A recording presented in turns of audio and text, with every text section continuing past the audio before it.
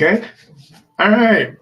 Good evening, everybody. This is Terry with NSPS TV Paranormal. How is everybody going today? I am doing fine. Hey, you know what? I decided to jump in the company plane and do a quick drive over to Wilmington, North Carolina to visit these very interesting paranormal investigators, man. Hey, how you guys doing, Doug and Jane? Doing great. Wonderful. All right. Hey, you know what, man? When I seen your email, I thought it said Dean Anderson. No, Jane. Uh-oh. I thought I saw Dean Anderson. Now, for a minute there, I thought you were, related to the guy that played on Stargate. Oh, I wish. No. Darn, man, this podcast was really going to be interesting. We have a few stories for you. All right, hey, okay, guys, tell me a little bit about Port City Paranormal. Where'd you guys get the name from, and how long you guys been investigating? Go for it. Well, we kind of just came up with the name. It's just simple. We live in the port city, which is Wilmington, North Carolina, and we just tacked on paranormal behind it, and there you got it. It's okay. Well, can't get no simpler than that, man. I mean, at least you guys didn't take 6 months to come up with a name like that. No. We started this in 2004. It just feels like that long. Yeah, really. It was 2004. We got it started, but it really didn't get rolling for some time after that. I think our first big breakthrough investigation came in 2008. Oh, wow. Yeah, I mean, we did a lot of studying in between because we discovered we didn't know anything. Yeah, but do we really ever know everything? It's constantly evolving, man. I mean, it's like a merry-go-round. You think you get to one point and you make it, it jumps 3 points ahead of you. I mean, it's constantly going. Always another question. Yeah. Always. And the spirits don't want to tell you anything. There's some kind of rule. You got, yeah. I mean, you ask them what's it like after death, and all you hear is crickets. Now, it's the weirdest thing because it seems like there's some kind of bylaws up there. Yeah. Must be. You can't do this, you can't do that. Because I've asked a friend of mine who lives in Japan, hi Irene, who is a medium, and she's able to talk to spirits. And I'm able to communicate with my wife, who just passed away in March. Wow. And she's, I am very, very. I asked her a lot of questions while she was alive, so I constantly ask a lot of questions when she's gone. So I asked her what was it like up there, and she's like, I can't talk about it. No, she said that much. Yeah, I can't talk about it. It's something we can't talk about. I'm like, okay, wow, rude. Damn, you ain't changed much. But you know what? I miss her to death, man. And there's not a day that I don't think about her, or I wish she was still here with me. But if it's your time to go, then I totally understand.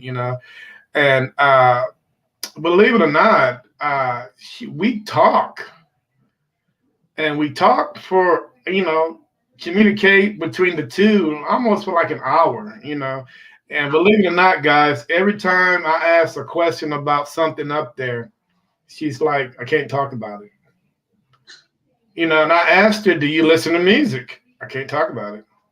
What do you guys do for fun? I can't talk about it.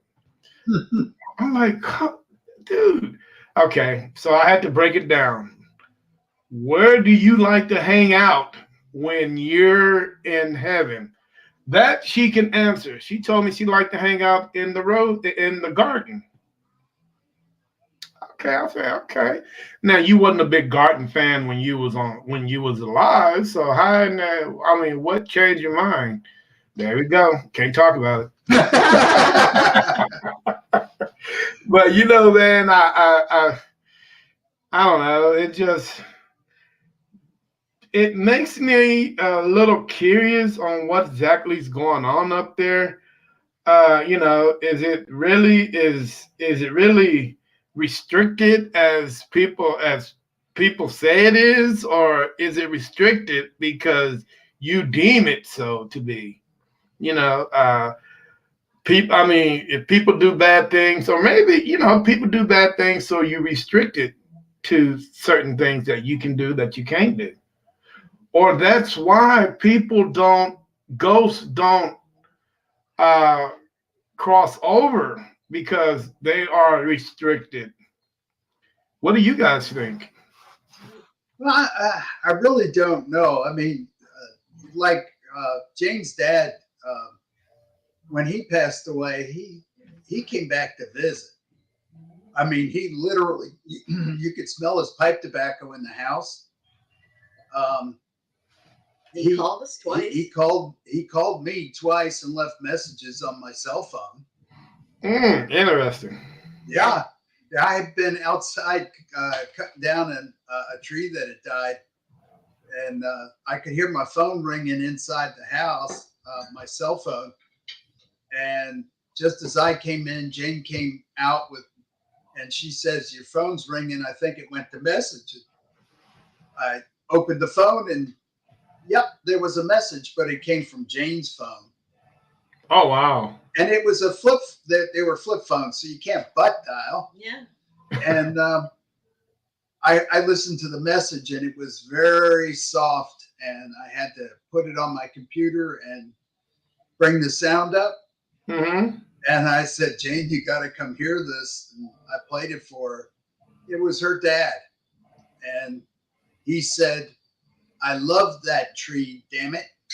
Dad didn't curse much, but he planted that tree and Oh nurtured wow. it. Yeah. He didn't want to see it go. Yeah, Did you continue chopping it down? yeah, it was dead. I mean, it Oh. was. As a doornail. Yep.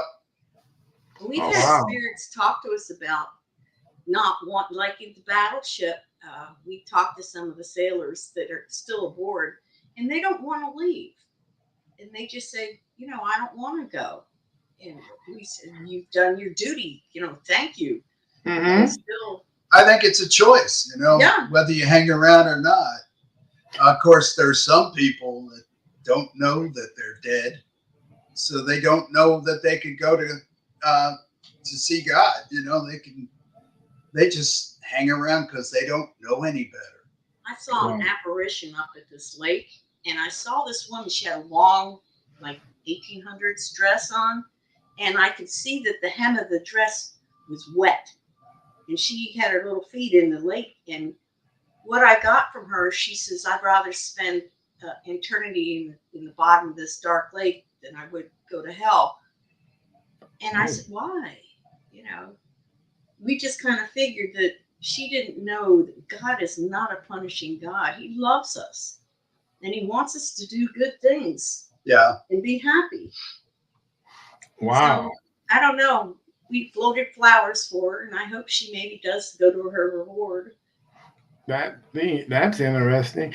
Tell me a little bit about your team. How is it just you, Doug, and Jane, or is there's a whole army of you guys?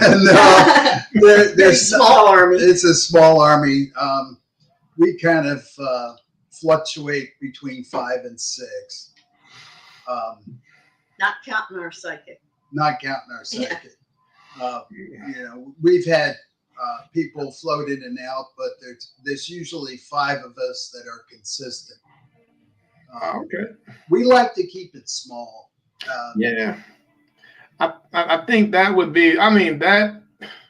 I've seen teams. I've heard of teams with up to 25 to 30 individuals.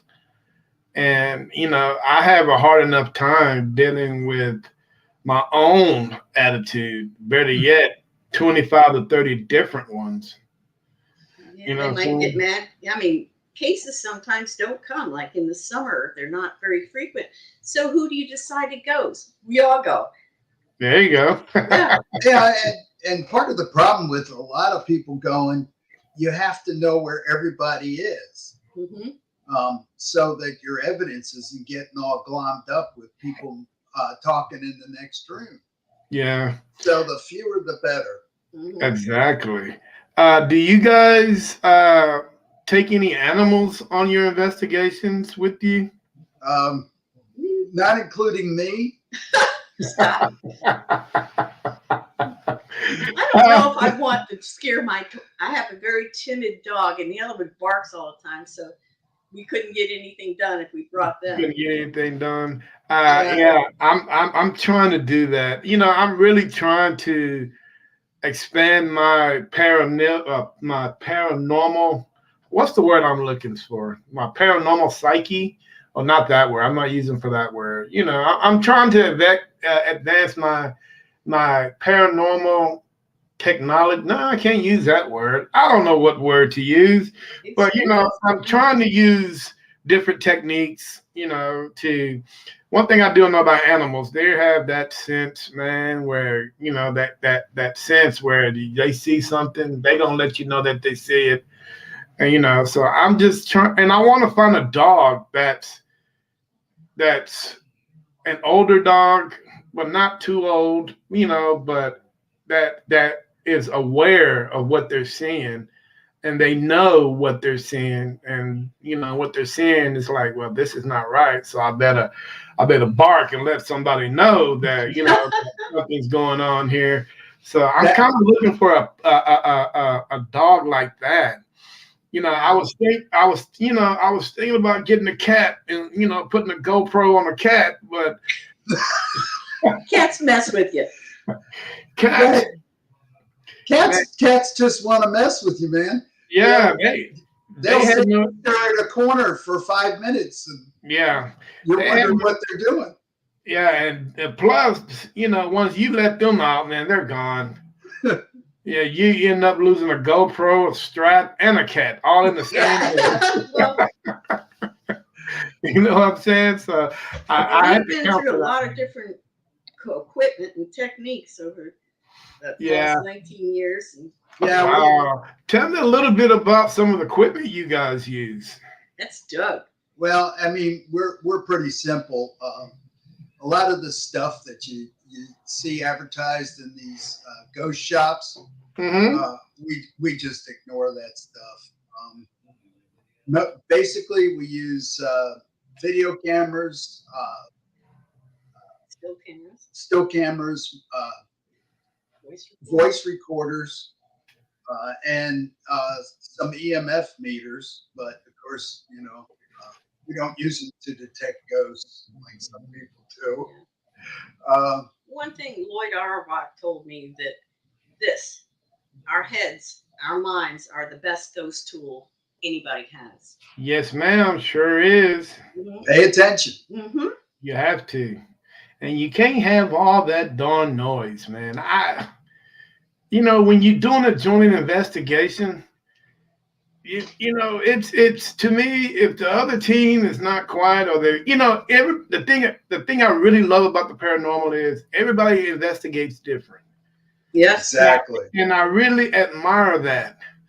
But if you want to be able to get a clear EVP, or here's somebody, if you ask a specific question, if you want a specific answer, dude, you just got to shut up. That's the duct tape method. Yeah. Um, we've got pretty stiff protocols about like EVP sessions and that when you talk and things like that because we've been messed up a lot when we first started. Somebody Hmm. be down the hall laughing and it sound like a dreadful scream until you listen to hers and you hear them laughing. So we Yeah, timestamp everything then. yeah. Plus the fact that if you're working with multiple teams, and they don't have the same protocols you do, and they're in the next room asking questions while you're trying to ask questions. Mm-hmm. The way we set it up, and Jane has developed this, is that wherever we go, we're either all in one spot, or you know exactly where the other people are, and they're far, far away, so you don't hear each other. Right. And it works out great, especially on the battleship, where sound kind of morphs over distance through the metal hallways and stuff. Mm-hmm. That's the coolest place. If you ever get to North Carolina, come to the battleship. Oh. If you get to investigate any of the World War II ships, try it. It's great. Yeah, I would love to. We got the battleship Texas here. Wow. But those guys, man, I'm not for sure. And we have an aircraft carrier down in Corpus. I'm not for sure how much they want for overnight investigations, but it seems like everybody is out for a buck. Yeah. The prices have gone crazy. And the thing that people don't know or don't want to, or just rather, if you have that bug to do that, that's fine. But if, the everyday paranormal investigator doesn't have $500 to spend on an investigation or going to somewhere. And you know what? If that was, I can go to, let's say if I take that 3-hour drive down to Corpus, I could take that same 3-hour drive, go out to the countryside just west of here, and find an old building or something where you can investigate. You call the owner say, yeah, hey, feel free to investigate as much as you want. That's just great. Be careful. I'd rather do, and it doesn't cost me nothing but a tank of gas. Yeah. That's what we do, mostly home investigations, some businesses, but rarely do we pay. They call us, most of the time it's just Jane talking to them on the phone and calming them down. But every once in a while we do get a private home investigation where we try to figure out what's going on there. We have our library here has a North Carolina room upstairs, and that we can do a whole lot of research. And I usually do that myself and don't share it with the rest of the team until we're all, after we've all done the investigation. Right. But the Wilmington has a lot of historical homes that we've been in, and you could see who was there. And then if they say a name, it's so cool when it's the same name that you looked up. Oh, wow. Yeah. That's cool. Now, North Carolina itself, the state itself, is very historic. You guys, have the Civil War there, and there's a lot of other things that's going on in North Carolina. Tell me a little bit about what's going on there. Is North Carolina the place where a lot of paranormal investigators can just shoot to and investigate, or do we have to just pick up a book and just see on where to investigate? The thing is that there are a bunch of cities within North Carolina that are very historic, and none more so than Wilmington. It's been a port city since the founding of our country. We were one of the original 13. One of the original 13 colonies, and this city is pretty old. It's a beautiful city in certain areas. Downtown is very historic. But if you go to the library and look up Texas, and sometimes there's even books saying Paranormal Texas, and it'll tell you, make a list of all the cool places you could go. But Texas is a big state. Hey, I wouldn't trust anything in that book. Oh no, but you know what? That place might be haunted. Yeah. Yeah. Or you can look at people's websites because we don't announce whose private home we've gone to. But we've been to the Bellamy Mansion. Where else have we been? Couple of restaurants downtown, the Cape Fear Historic Society, Right. Couple of very, very old homes. Bellamy Mansion is, Oh yeah, oh my gosh. the Yanks stayed there during the Civil War. Now, we also had yellow fever go through Wilmington. oh wow! Now that particular home, now is that a plantation by chance? No, it's the owners of the house were plantation owners. But he was a doctor here in Wilmington. Yeah, and they did it. The Bellamys did have slaves, which they freed at the end of the war. Miss Sarah, I love Miss Sarah. We got to talk to Miss Sarah. Miss Sarah likes Jane. She talks to her when we go to the Bellamy Mansion. When she was freed at the end of the Civil War, she went back and worked for the Bellamy until she died. Oh wow! So, yeah, the history of the Bellamy Mansion is really, really cool, and it is to this day very haunted. Yes. We were moving our junk in one time, and we had these cases. I call them 007 cases that Doug puts his equipment in. And I said something. I was standing towards the back door, and I said something about don't look like there's many cases here. And I didn't hear this, but my recorder picked up Miss Sarah saying, "Well, there's plenty of them here." You know, real Southern. Yeah, she was pointing out that it's obvious they're right here. Yeah, stupid. Wow. She's real sweet. What else has she told us? Well, yeah, she greets us. Oh yeah, every time. Yeah. There's a little boy there. There's a we call him the chief butler. We don't know who he really is, but he keeps telling us to get out. Yeah. Oh wow! Clean this place up. Yeah. Get out. That is all crazy. These EVP are on our website, PortCityParanormal.com. Did you listen to some? No, I didn't actually. Oh please. I need to check that out so I can listen to some. You just kind of scroll down and it'll have all the EVPs, like the little boy. We were up on the 3rd or 4th floor, and I was talking to one of our other members, and I said, I saw there's a huge steamer truck, like would be on the Titanic or something. And I'm looking at that, and I said, the Bellamys, did they have a car? What's that little guy saying? Me and Miss Eliza did. Really? Just, what do you call that kind of kid? A precocious child. That's what it was. We did. You know? Yeah, he just popped right up. We hadn't heard from him before that. No, and not since. No, well.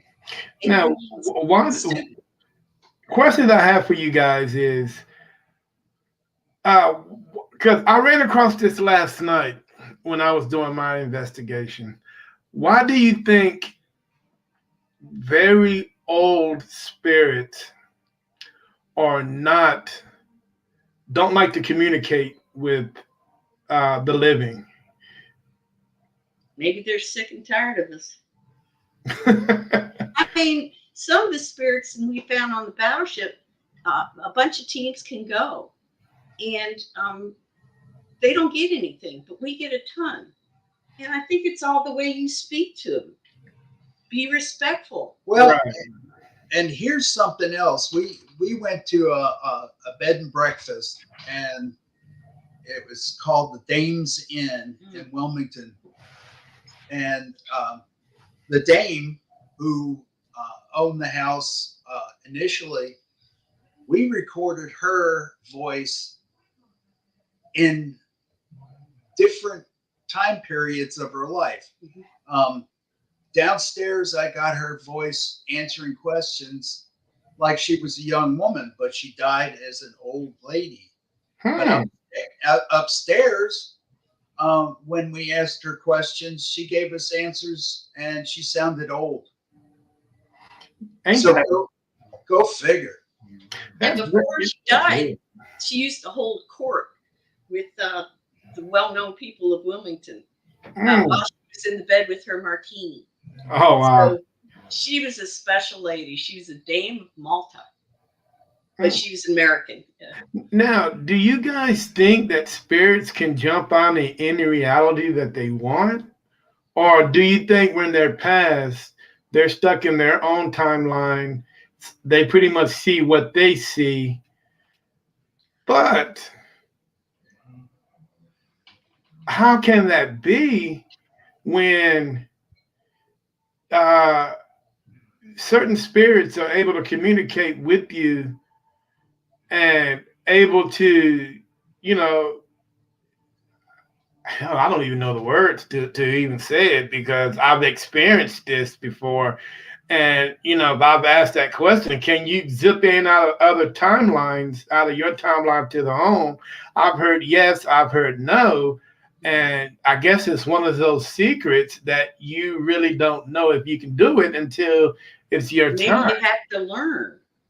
They have to learn, like Well, we did. I've asked the question, can you see me? Can you hear me? And I get answers like yes. Okay. So I carry on a conversation. One-sided. But I wonder if there are some spirits that can't see you, or you're very foggy or whatnot. Do we frighten them? Thought. You know, if they can't really tell who we are, do we Mhm. seem like ghosts to them? Yeah, maybe. Yeah, I think about parallel universes and stuff. But something strange happened to me up in New York one time. We were in a very, very old building that was built before the Civil War, and it had an elevator in it. And Hmm. I jumped up. The doors were closed, and I jumped up and kept jumping up until I could peek through the window, and I could see the inside of it, and it was like lacquered wood and brass. It was just beautiful. It's just ancient. I mean, it was from that time period. And I told Carol about that, who works at this building. She says, "You're crazy. The elevator's down in the basement and it's messed up." So what did I see? Did Wow. I, Good yeah, question. well, was it what I was expecting to see, or did I see through time? But we actually did I got to see the elevator, and it was just like she described. But old. It was old, yeah. Yeah, but I saw brand spanking clean. Hmm. Wow. Okay. Hey guys, let me ask you guys a question. Uh, I'm just curious because I get different answers from different people from different parts of the country. How does your community feel about you guys being as paranormal investigators? And also, what does the oh man, what do your local church and your church members what do they think about you guys when you guys go out and do this? Well, you have to remember we are in the Bible Belt, which Right. was kind of different for me coming from New York City, New York State. You're gonna poke me in the eye. I know he came from New York City, but it's a different thing. It's more of old time religion here, where they think that we're going to encounter Satan and we're doing the devil's work. And we've heard a little bit of everything. Well, and certain sects and religions believe that ghosts are demons. All Mm-hmm. of them. They're not ghosts. They're all demons. So um, they either fear for you, or they get angry with you for messing with a demon. So, but to the most part, people are open minded. This city is a real mixture of people from all over the country. So you get a whole whole bunch of different attitudes, and most of the time it's pretty receptive to it. Okay, cool. Good answer. Because I know, man, down here, if you're not with a certain collective, you really. One thing I can say about Southern Texas Baptists is they're very strong. They have a lot of weight. And when they choose to pull that weight, they will definitely do it. But they have a tendency to run people, paranormal investigators out of town. No kidding. If things get bad. And so on and so on. I mean, East Texas is deeply rooted in in Southern Baptists, especially these small towns, population 2 or 3, maybe 400 or 500. And you go in there and and somebody has a problem. Yeah, man, word gets around fast if you don't act professional. Exactly. If you don't know what you're doing at all. Yeah. Plus the fact when we go to a private home, we don't advertise who we are. We kind of keep it quiet. We don't wear logo stuff, shirts and hats and things like that. And we don't advertise on our vehicles. So we kind of keep it quiet. Yeah. Keep it quiet. That's we never publish. We never publish anything. Yeah, that's my problem. I got this big old logo on my van. Well, that's great if you're going to a conference or something like that, or just using it for advertisement. But when you go to a private thing, that's kind of tacky. Yeah. One thing I can honestly say about Cedar Park, Texas: conservative, conservative, conservative. These people here, man. You know what? If Bigfoot walked down the main street, everybody saw him. But you know what?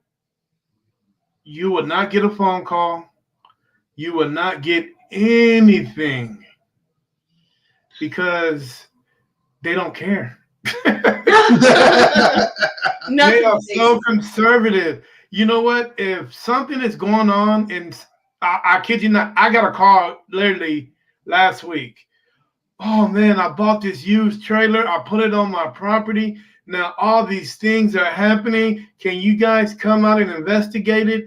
And the guy felt so sincere. He felt so scared. But when I called him back, he hung the phone up on me. Weird. He must have talked to his wife. Yeah, he must have talked to somebody.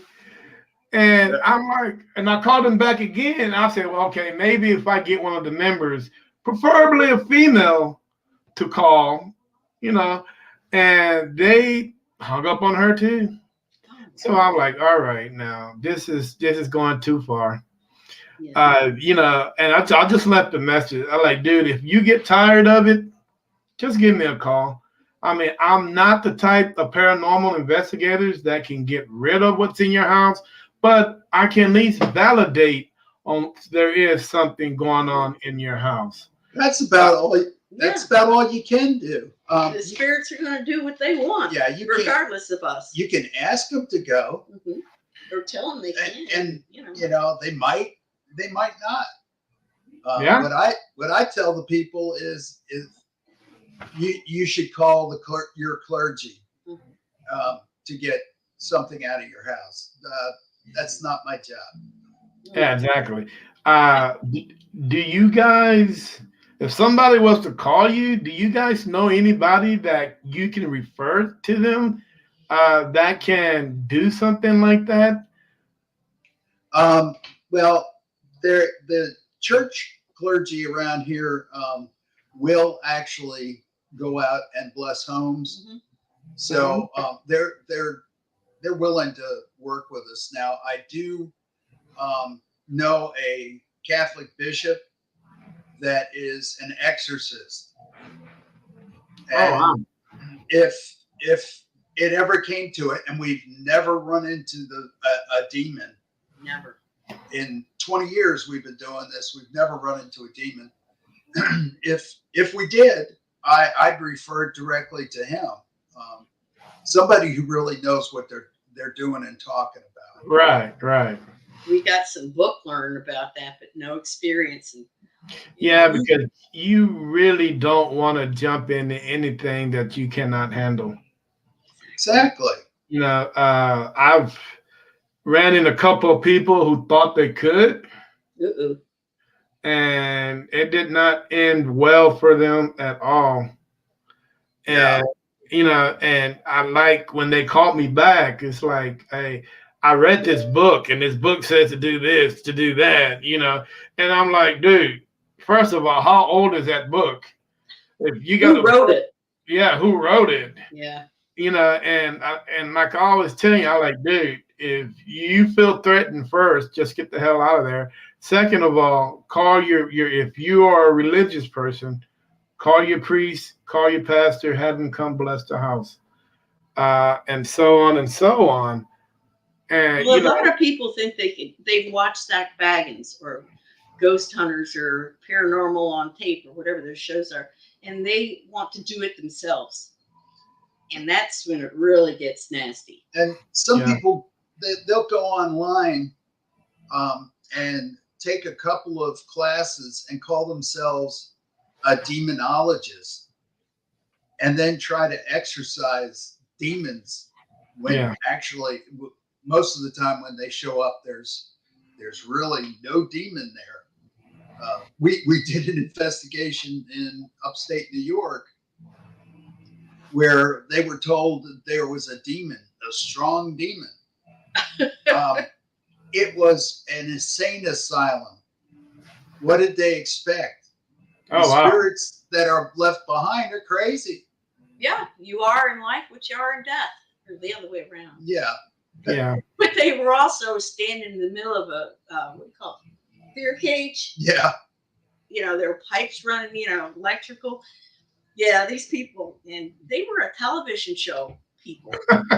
Now, out of all that's crazy. Now, out of all of you've been doing this for 20 plus years. Now, out of all of your investigations, how many, if you can give me a percentage on how many on what a number would be of most of your investigations was mental. How do you mean that? I mean, well, you know, the thing is that you mean the owners and places imagining haunting. Yeah, imagining they need, they need help. It's just the because the mind can play tricks on you if you let it. Oh yeah. Well, see, Jane's an old nurse, and she knows how to interview people. She'll ask people the same question over and over again, but in a different way, to see if the answer is always the same. Mm-hmm. And she can suss out people who are a little off in the head. And people that are on too much medication. You know, some of this nursing comes in handy after you retire. You know, I mean, Arthur. You know, there are people that she has actually said you might want to get some help. Yeah. Or see a doctor. Go see a doctor, and maybe you can work out the problem that way. Right. We have to remember that our main goal is to make people feel comfortable in their own surroundings. Exactly. Live without fear. And so some of these people that are imagining this stuff, it's a little, what's the word? Counseling. Counseling. We counsel with the living and the dead. But, you know, that kind of helps. Yes, it does. I would say that out of all the phone calls that we get, maybe only 50% actually turn into cases, maybe less than that. Yeah. The rest of the time, Jane just counseled them on what they can do to help themselves. plenty of times it's just standing up for themselves. Right. Right. Totally agree on you on that one. But we I had do have. Oh, I'm sorry. Yeah, I had a case that was unbelievable. And you know what? And you guys are right. I mean, someone's mental state can really, really mess with your head if you let it. And this guy here, and I'm glad I helped him because I thought he would have hurt himself. And I think in the long run, so I was able to, go in and basically debunk everything that he was, well, And not, he accepted that. huh? He accepted that because a lot of people won't. Yeah, he accepted it. He didn't have any choice because his situation was very, very unique. He had a sleeping disorder, and Oh, he got off his meds, and he was doing a lot of sleepwalking. Now, everybody knows that when you sleepwalking, you're really asleep. mhm. So you're not aware on what you're doing. So you guys might think this is long story short, but guys might think this is funny, and in a way it is because I laughed at it. And to think about it, we all laughed at it together after all said and done. This guy called me up and he's like, "Well, I would like to speak with you. Can you come over?" And I'm like, "Fine, we'll be over. There's something going on in my house." And he's like, "Well, can you?" And I always ask people, "Can you give me a brief summary on what's going on?" And he was like, "Well,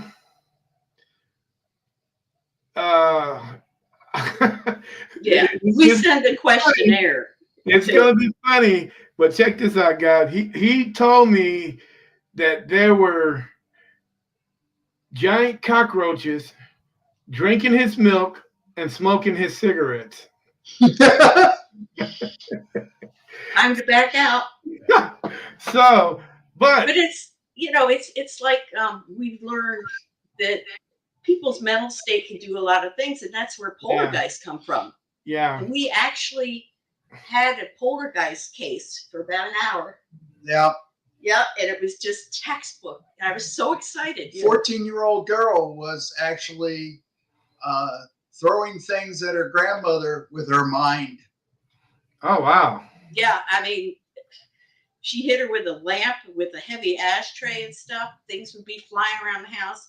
And other people saw this. And one lady called me and she says, "You're not going to believe this," isn't at the start. But this friend of mine, things are flying around their house. And I said, "Well, let me guess their name." And it was the same family. But I don't know what's going to happen to this little girl. She'll probably outgrow it. Hopefully. ooh, because you don't want her to be like Firestarter, that little Well, girl. she asked me that, because I tried to explain to her how things happen and not to get so upset. But her grandmother needed to back off too. But Yeah, she wanted to use it as a weapon against some bullies. and you know what? And if the wrong people will discover that she has this gift and she wants to do that specifically, they'll probably end up never seeing her again. No. Yeah, I mean, she could literally hurt somebody. No, she did. Yeah. Yeah, I mean, she could throw bar stools, the big heavy ones. Damn, oh, man, I wish I had that gift. Yeah. Well, no, you don't, because you probably hurt somebody. Well, she couldn't control it. Yeah. Okay. When she got mad, stuff would just fly. Mm-hmm. Well, there was no other way for her to get that anger out other than psychically. Ooh-wee. I mean, hey, I'll put her in the field and just tell her just to release all that energy, let it all go. And whatever she want to uproot, she can uproot. Just release all that energy. But that's just me. But you know me, man. I'll go sit in the bar and throw some peanuts at people. That's not bad. Throw some peanuts at people. Hey guys, what do your Are your parents still alive, or are they no longer with us? No. They're all gone. Yeah. What do your family think about the things that you guys did? My dad was all for it. My mother, forget it. My brothers and sisters think I'm crazy. Yeah, I hear that word a lot. Yeah. I'm like, yeah, you're going into your crazy mode again, huh? I'm like, well, I yeah. just don't Oh. pay attention to the naysayers, because someday something will happen and they're going to become believers. Yeah, You just don't talk about it with them, you know? there you go.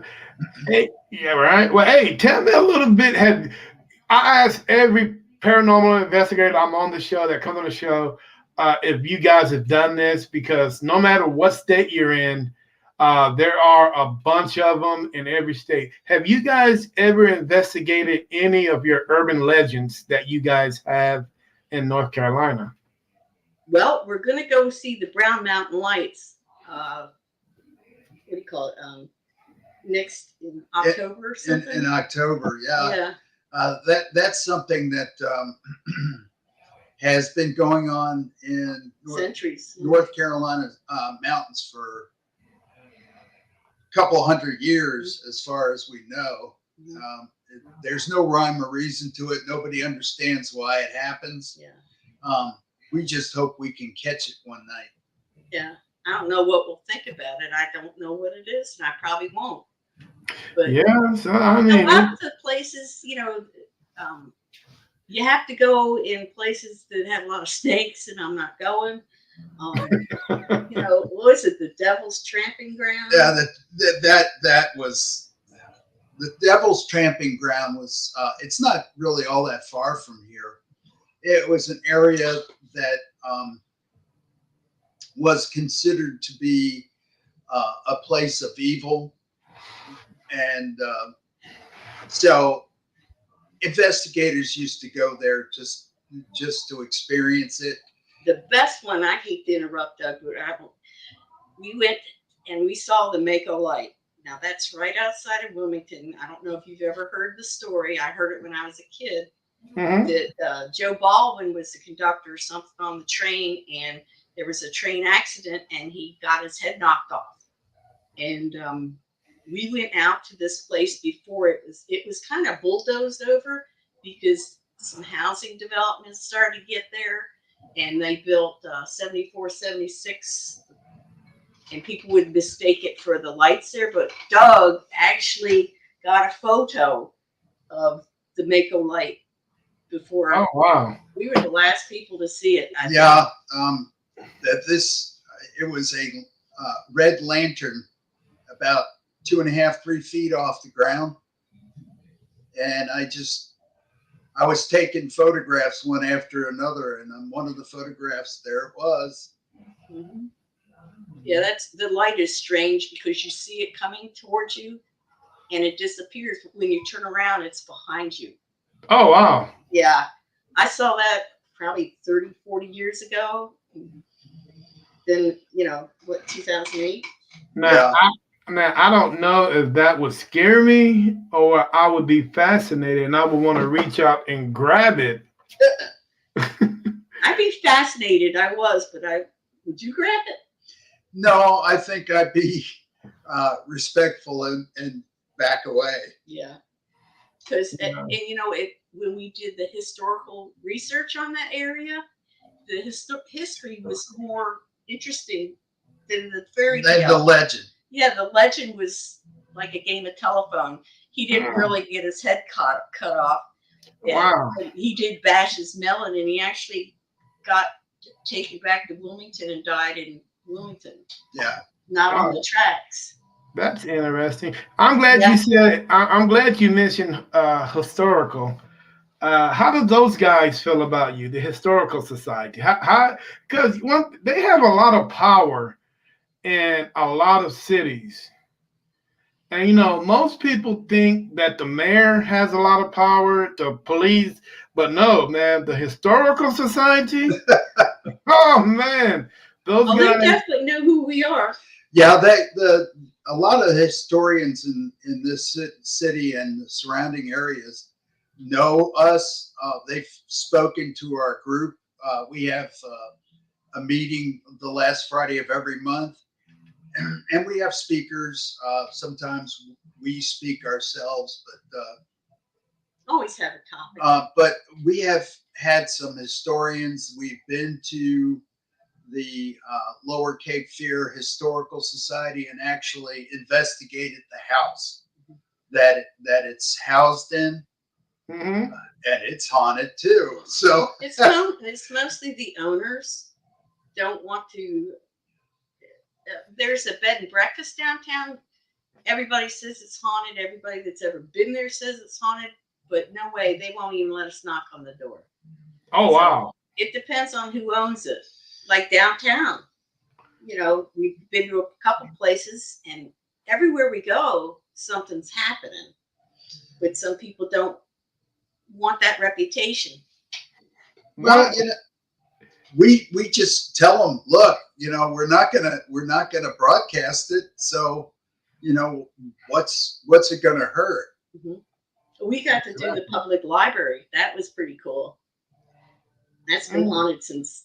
Yeah, the public library was quite haunted. Mm-hmm. The library in Morehead City was very haunted.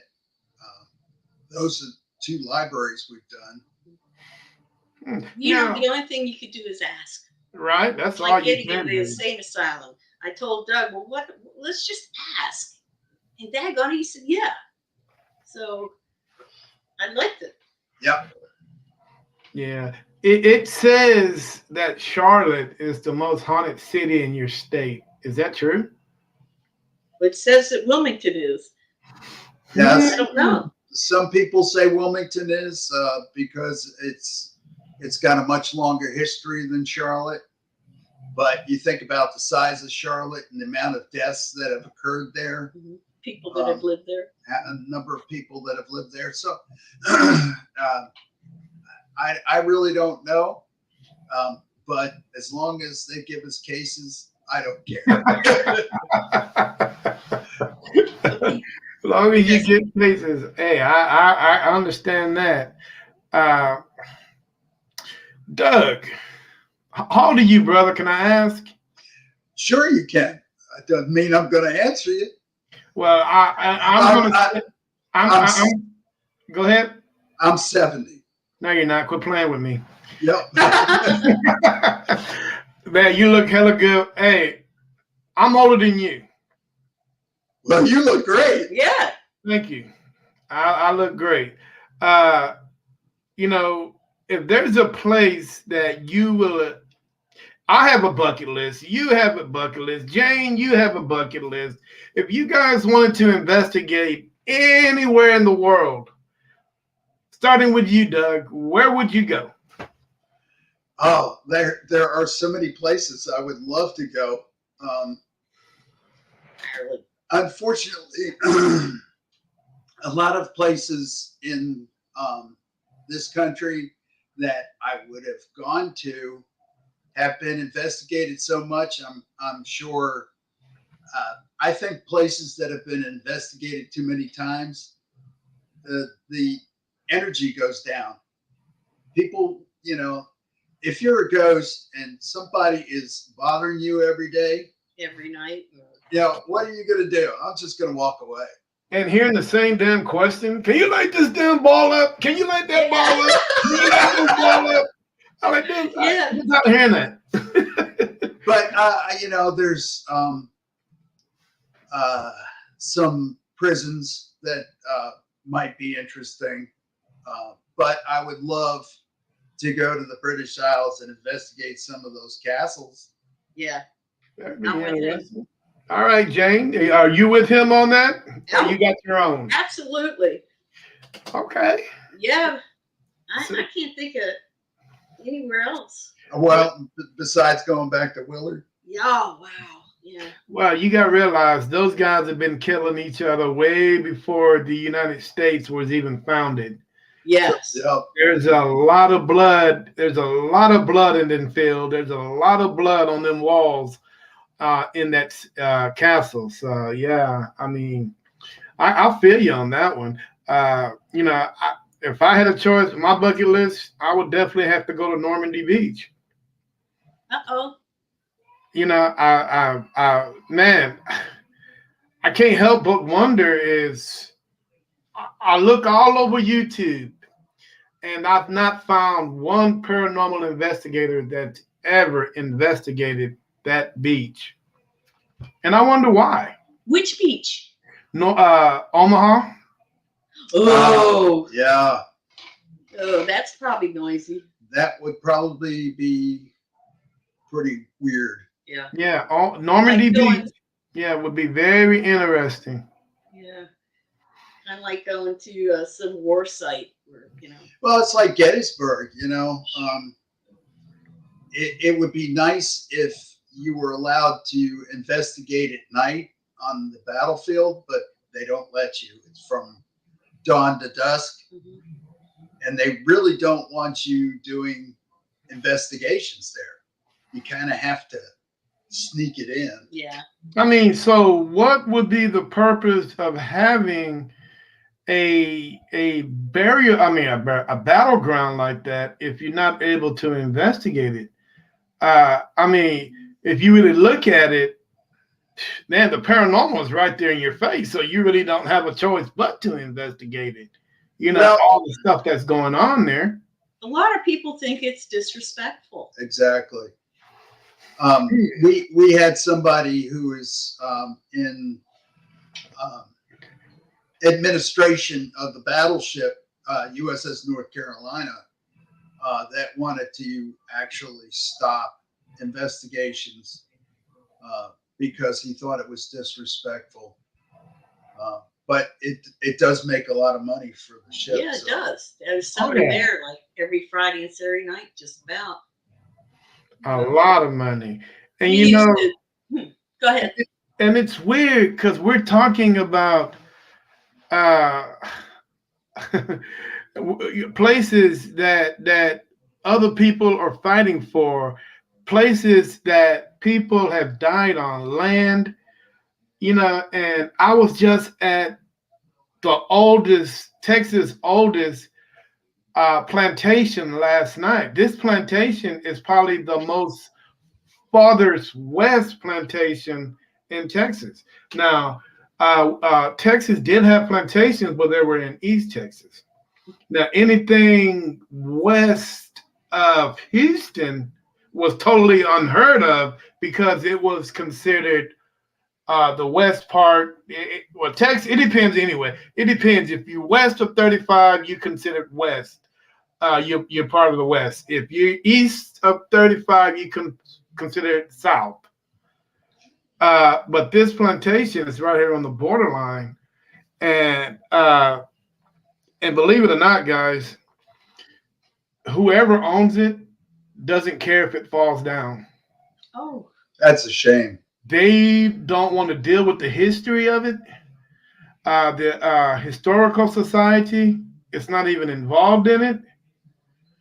And when we went out there last night, one thing we know about Mother Nature, it has no pity on nothing.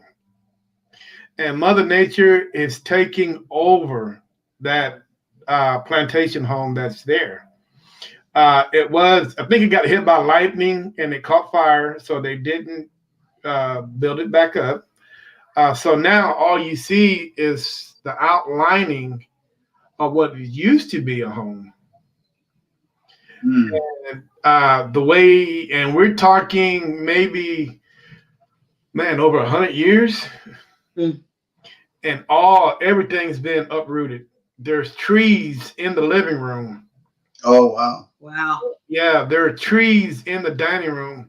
And when I went there 3 years ago, the east side wall was still there. We went there last night. The tree knocked it completely down. And it Well, the was, spirits probably are still there, though. oh yeah, man, we definitely had some communication going on there. And is it okay for me to tell them that they can move on? You guys can go into the light, because I don't know exactly how they felt about being there. Were they trapped there? Was I even talking to a slave spirit, or was I talking to the plantation owner? Man, there were so many questions that we tried to figure out, but the only communication we got was through that crazy cat ball when it light up every now and then. We didn't catch any EVPs, no kind of voice phenomenon whatsoever. Wow, that's a shame. Yeah. It was, and what's so really crazy about it, guys? Here is the plantation. It's in a square box. I think whoever owned it sold certain of the property, because you got apartments literally 50 feet in the back of it, and you got apartments 50 feet in the front of it. The only things that's divide that's really keeping it from actually being an apartment is there's a fence, or there's a black fence around it, and there's a chain link fence around it. And yeah, and when I did I actually talked to people who just walked. I'm like, hey guys, how you doing? Do you guys know exactly what this is? And they were like, well, man, I always wonder what that is, but I just don't know, and I have to tell them. When I tell them what it used to be, they're shocked. Yeah, this used to be a slave plantation, guys. The apartment that you live in right now, all that used to be a plantation. So, I don't know why people aren't interested in history. Yeah, I mean, I'm thinking in Texas, history is kind of crazy. If it's good, they're okay for it. But if it's bad, they rather just throw it in the garbage can and just let it be. Yeah, it's unfortunate that we don't try to preserve as much history as we can. There are places up in New York that they just assume they fall down. Mm-hmm. They don't want to pay for the upkeep, and they just let them crumble. Right. Well, have you ever been to the Alamo? Man, the Alamo is like Fort Knox. Oh, really? Yeah, they would not let you in that. You can't take a camera in there. You can't do this, can't do that. And I don't even waste my time. Wow. That's a shame. Yeah, it's definitely like, hi, Irene. Irene is a friend of mine from Japan. She jumped in to say hello and to speak about what happened on that property. Yeah, you're right. There's a lot of people that probably don't want to know what happened on that property. Yeah. Yes, you're absolutely right. But the one thing that I do know, guys, is Doug, Jane, if you guys are history buffs, we also know that slave owners will sometimes give their people that are slaves their last names.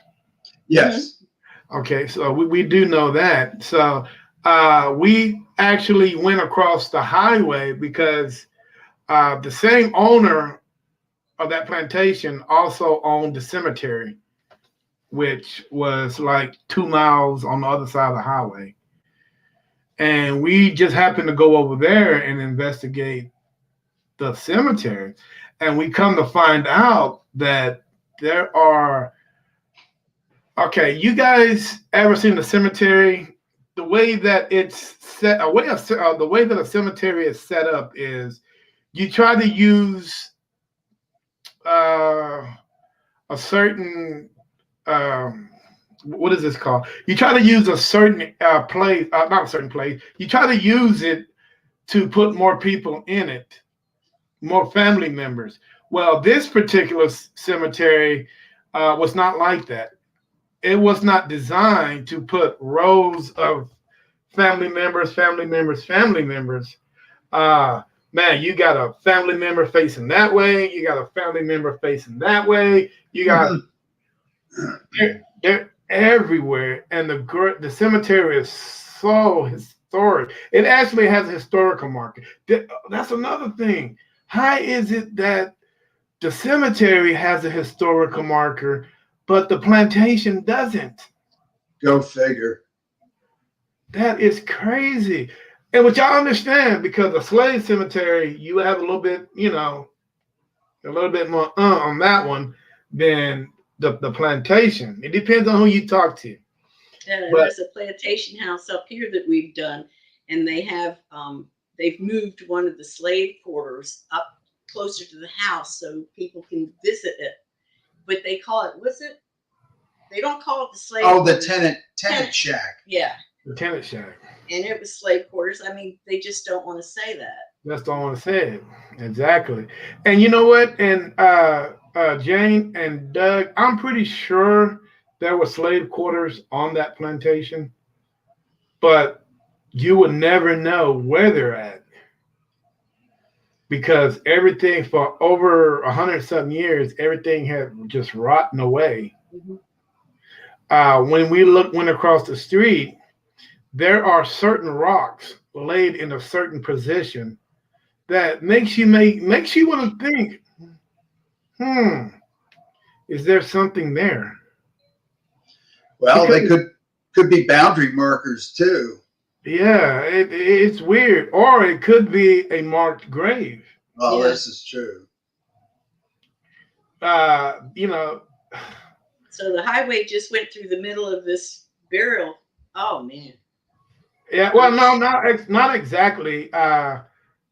When they built I-35, they built I-35 in a gully because the cemetery, the plantation stood up here, and as you walk, it kind of goes down, and that right there is where I-35 is. But then it comes back up, and other part of the west side of 35, that's where the cemetery is. So whoever passed away, man, you're in for a long haul in a wagon just to get buried. Yeah. You know what I'm saying? So it's oh man, that place it gives me the heebie-jeebies every time I go there. But I had to take a couple of members there so they can experience what it felt like being on a plantation. Yeah. And what's really crazy is those darn cat balls. We put the cat balls right there at nearly the entrance. What's a cat ball? It's a little ball that when you move it, it lights up. Oh, cool. Yeah. You put the cat balls right there in the entrance. Now, we all know that Black people were not allowed to enter the front of the plantation. You do it through the back. But we did it just to see if something would stir itself up, if something would get angry if one of my members was to step up through that door. Believe it or not, as he stepped up, all three of us turned around and looked to the back like we heard something back there right before he did it. And it threw him and it threw me off, and it threw two other investigators off. Anyway, it actually threw my cameraman off too because he looked back, and we decided not to do that because we didn't want to really stir anything up. Yeah. Because in certain people's minds, they will consider that very disrespectful, that a Black man will come to a plantation's front door. Never thought of that. Yeah. Oh, man, no. Man, a Black man could never step to a plantation. If you're a slave, you can never step to the front door. Right. You get whipped. That is a big no-no. Back door all day long. Front door is only made for the head man of the house, the head woman of the house, the guests that came through the door, and that was it. So anybody that was of non-color of different rays was not allowed to. You had to go through the back door. Wow. And we actually went around to the back, and it got pretty interesting back there too. We actually saw. Have you guys ever seen like what is that? Like a dam, and when it's real cold at night, that all that moist from the dam, because the water is so hot and it interacts with the cold air, and you get that fog. Yeah. But we experienced that last night. But man, we was nowhere near a dam. Was was it in the house or outside? It was in the backyard. Wow. Yeah, it was in the backyard. Let's see what my buddy's talking about here. The spirits are telling you that you're not there.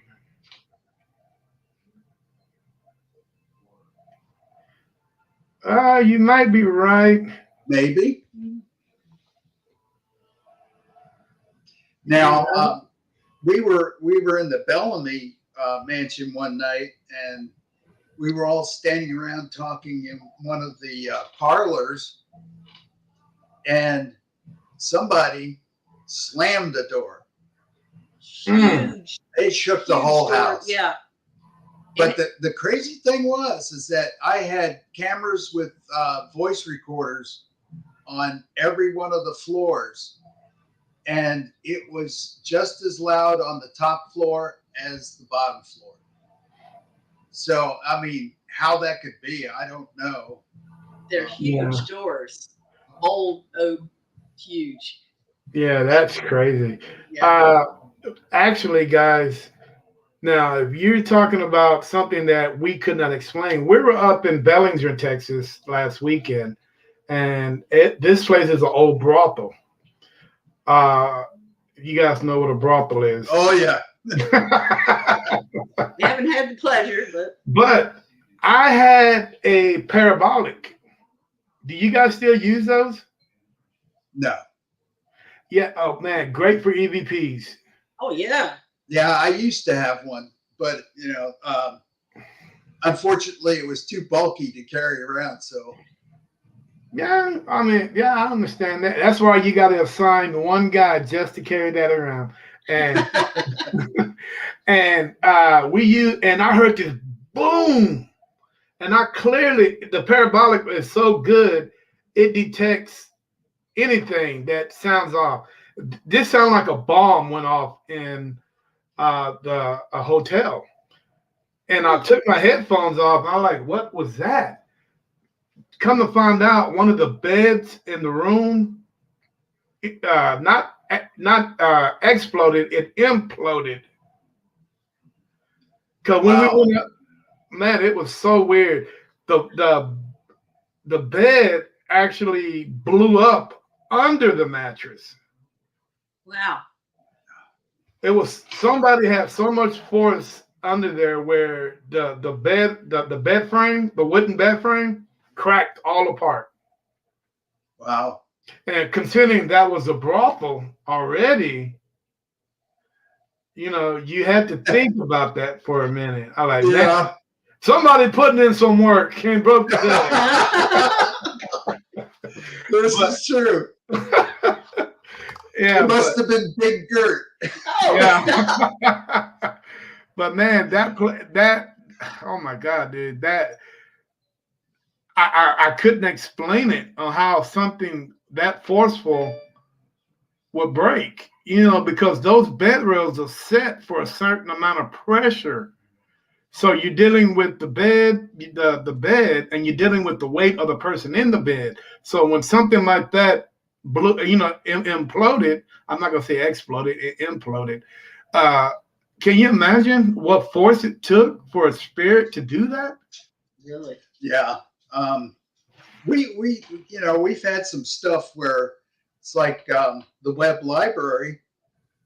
We were investigating there one night, and in the very back of the house was a mud room, and the mud room had the entrance to the basement in it, and they had bicycles that were on racks on the wall near the back door.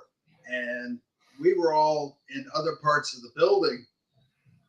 And all of a sudden you hear this big crash. I mean, boom type of thing. And so two of us went looking for what made the sound. And one of those bicycles had been taken off the rack and slammed under the doorknob to the basement and wedged there.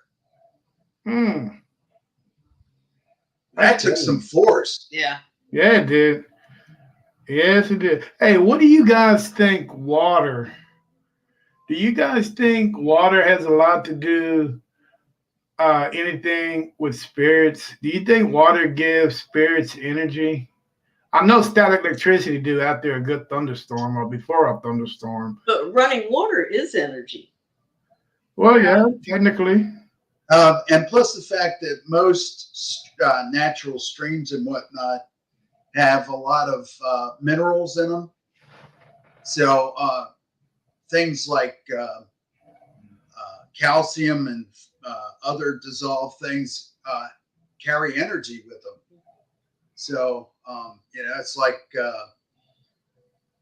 water in caves. You can almost produce electricity that way. So I don't see why not. Moving water, I would think so. We did investigate one business downtown here in Wilmington that actually had a brook that ran under the structure itself, and it was crazy haunted. It was haunted as hell. But we found out kind of through our thing, it was haunted by the owner who built that building in the 20s. But he worked there as a furniture guy, and his wife was the Bookkeeper. Yeah. And so we were kind of satisfied with that. But they, our friend that had the bar there got run out of there, and he bought a bar down the road a little bit, and that's haunted too. But, Oh, wow. The deal is when they went to renovate this building, they dug up 2 bodies. Oh, in the basement. wow. Yeah, and they tried to hush that, and they said, "Oh, we sent the bones to the college, and they were animal bones. You don't bury animals in coffins with brass fittings and stuff." We got a picture of it before they took it off the online. That's crazy. Hey, do you guys have a restaurant called the Spaghetti Warehouse in Wilmington? No, I don't think so. I don't. The name doesn't ring a bell. Okay, in Texas, no matter what city it's in, if you build one and then you put that name Spaghetti Warehouse, it's haunted. Wow. Now, I don't know if it's just the owner. The whole story is crazy and how it is, because the Spaghetti Warehouse in San Antonio is haunted. The one here in Austin was so haunted they had to shut it down. No. Yeah, the one in Houston haunted. The one in Dallas haunted. These are all and is it just is it just a darn coincidence that all these places have the same name and they all serve the same type of food? And it's really weird how one place it's like a, it's like a big mystery, because whoever heard of a place that just been built? I mean, don't get me wrong. If the ground is haunted, it have a tendency to make, everything else. But the same place, that's kind of odd. Now think of it, different city. Think of it this way, though. Spirits can travel wherever they want, right? They can move around, and time and space doesn't mean anything to them. I'm wondering, I'm wondering if the original restaurant that maybe it was a employee or somebody who disliked the chain died, and every time a new one opens, he goes and haunts that one. The ghost franchise. I mean, it could be. Who knows? But what's the coin? Hey, how? I mean, what is, dude, the odds of that really happening? That is very strange. I mean, did anybody get to investigate any of them? I think somebody investigated the one in Houston. Austin, the one in Austin, they shut it down. They shut it down before I even became a parent. They shut it down when I was a child, and I'm about as old as Doug here now. Dirt. I'm a day older than Dirt. I wouldn't say that. You look like you're about 30, man. You're 30 years old. Quit playing. Yeah. We had a restaurant that was not too far from here that just about every owner complained about it being haunted. Oh, yeah. And one of the owners actually contacted us about maybe doing an investigation, and then they just said, "The heck with this, we're selling it." Yeah. Goodbye. Yeah. Hey, what does the do you guys have any Native American associations in your town? Not that we know of. No, most of now there is some Native American land here, but it's not preserved or marked. Really? No. But we do have the Lummi Indians. Silver Lake. Oh yeah. Well, all of this, the Indians were living here before we came. But that place is the whole area. It's a development of houses in there, and there's all southern of this county. And it's there's a park there, and it's all haunted. Well, actually, this is where the South, was it? Wilmington fell, and after Wilmington fell, they just came down the river and beach, and everything was Civil War. Yeah. But some of it was a lot of activity. Indian encampments along the river. Then there were Confederate encampments, and then Union encampments on the river. So the river attracted a lot of history. It was a lifeline back then. Yeah, it was. That was the I-95. Oh, wow.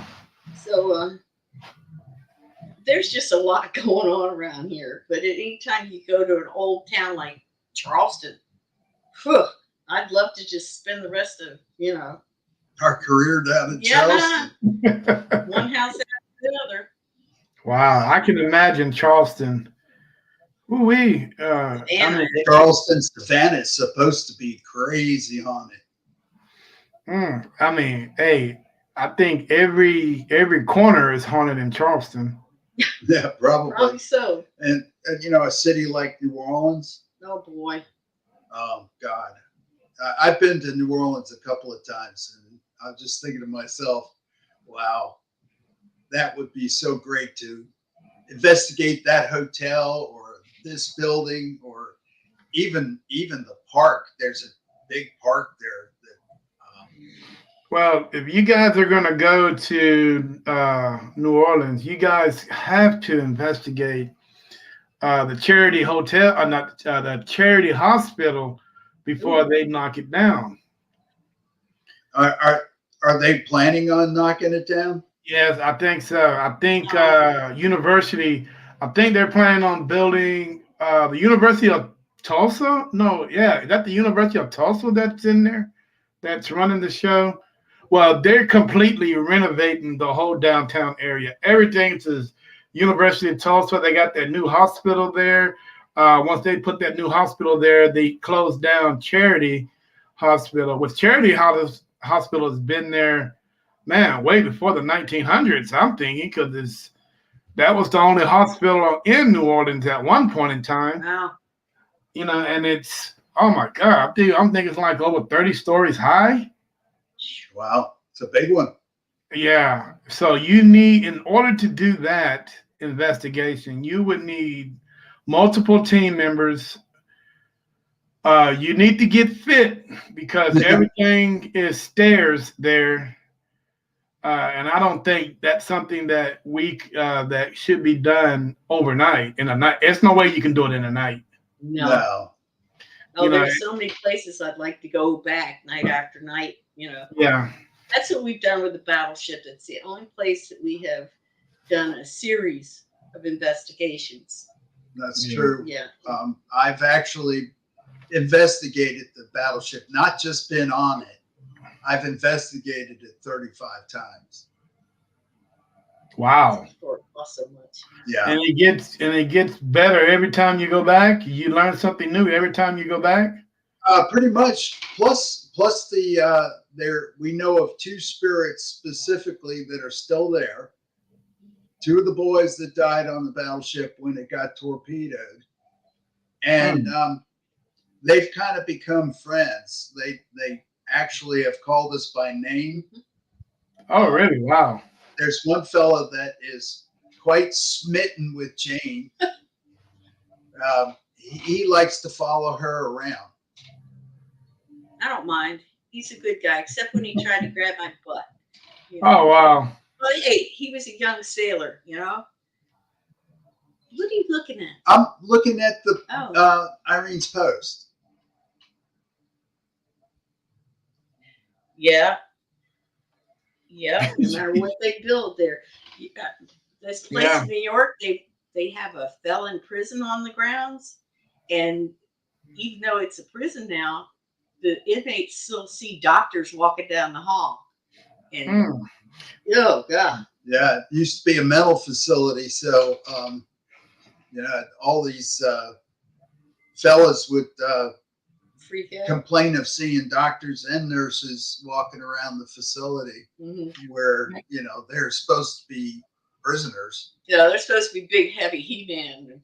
Screaming and yelling. What part of New York are you guys from? I'm from the Finger Lakes. The Finger Lakes? Up in near the middle. Rochester area. Okay. I'm from New York City. Now, New York City. Were you there during the pandemic, or were you down in North Carolina? I've been in North Carolina since 1976. Okay. Now, tell me a little bit about the Island of the Dead. The Island of the Dead. That's yes. Isn't it? I don't know where it is. Where is it? I heard it's close to Long Island. Oh. It's off the coast of Long Island. Oh. What's the name of that place? Montauk? No. It's near Plum Island. Oh. It sits in the middle of the damn what is that, an ocean or a lake? Long Island Sound. Ah. It's the Sound. No, I've never been there, and I really don't know anything about it.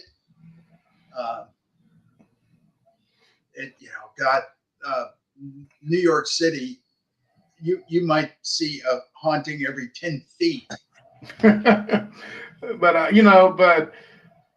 don't know what possessed them to do it like that. But whoever the mayor was when the pandemic was going on, I guess they decided, well, we can't put all these bodies in cemeteries because it would definitely be, it wouldn't be right. So, one thing that I do know that during the pandemic, New York had probably more deaths than any other state. So the mayor decided, well, we're going to go ahead and just open up the Island of the Dead. Already had a cemetery on it already because it used to be a sanitarium already. So there was hundreds, not even thousands of bodies there already. But they were like, well, we can't put these bodies of people that have passed away in these cemeteries. So we're just going to put them in the Island of Dead. So what they did is they went and got some people from Rikers who wasn't making any money, and they're prisoners, so they were just happy just to get off the island. I mean, out of the prison, and they started making coffins, plastic, box coffins, and just stacking bodies up on top of top of top of top of top on each other. No matter if it was a child, a kid, an elder, or just somebody who was young that died from COVID. So they were just stacking these bodies up. And what's so crazy about it, guys, the camera actually caught them throwing kids Wow. bodies into the grave. No respect whatsoever. They were just throwing the bodies, just throwing them. It was so many of them. They would go maybe like 10, maybe 15, what you call us high. Then they'll drop another one. Dude, it was like a big old, it was like, Irene, right. It was like a big refrigerator truck full of bodies. Wow. And they literally built a trench.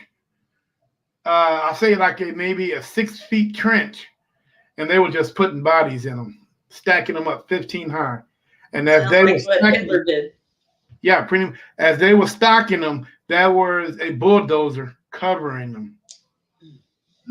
Were these people homeless or? Most of them were homeless, because in New York, there are more homeless population than there are people that are well off or, have a place to call home.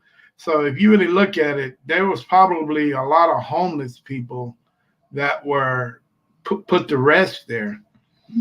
And it was crazy. And then, as Irene was saying, I think Como was the mayor at the time. And so they asked him about it, and he was like, well, I don't know where to put all these bodies. We can't just burn them. We can't do this. But, you have to treat everybody with respect, no matter if it's somebody you don't know or somebody you do know. But one thing we're not going to do is just toss graves, make a mass grave on top of a mass grave already, and just bury people and not just, explaining them why this is doing. I'm pretty sure nobody gave them a proper burial. That's a shame. And you know what? I wouldn't step foot on that island, not for anything in the world.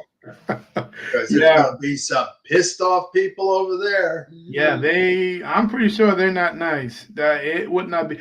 And then what's so crazy about it, how do people with spirits react? I mean, that's one of the questions I would love to have answered, is when you got spirits there already, and they bring in a mass amount of bodies, spirits that are angry already. How do these two entities interact with each other? Are they mad at each other because these people are coming in? I'm just curious to know how that really works. I don't know. It's like on the battleship. Now we know that there's, like I said, there's two fellas that have remained on that ship, but we've also recorded the voices of other people and females, especially. There's never been a female that served on the USS North Carolina. So if these people came in later, do they interact with each other? It's a question I've never asked them. Yeah, but it doesn't seem so. No, because they don't mention them. Yeah. Yeah, I mean, there is so many questions that I think. I mean, I understand there's a fine line on what you can ask and what you can't ask, but I think that's one of those questions that someone should be able to ask for you. You know, well, he came in from this. I don't like him. You know, he can't. You know, he's not a part of us. He's not this. They're not that. You know, and it seemed like everybody should be able to get along, but then again, you don't know. Well, we're not friends with everybody. No. You know. But you figure after you die and you go wherever they go, they have a learning curve.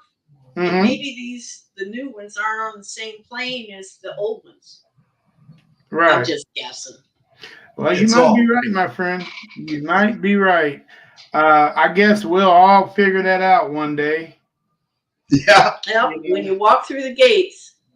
Yeah, and figure everything out. Hey guys, we've been talking for an hour and 36 minutes. Time flies when you have Really? Oh golly. We've been having fun. I got a question for you guys. Or not a question, so much of a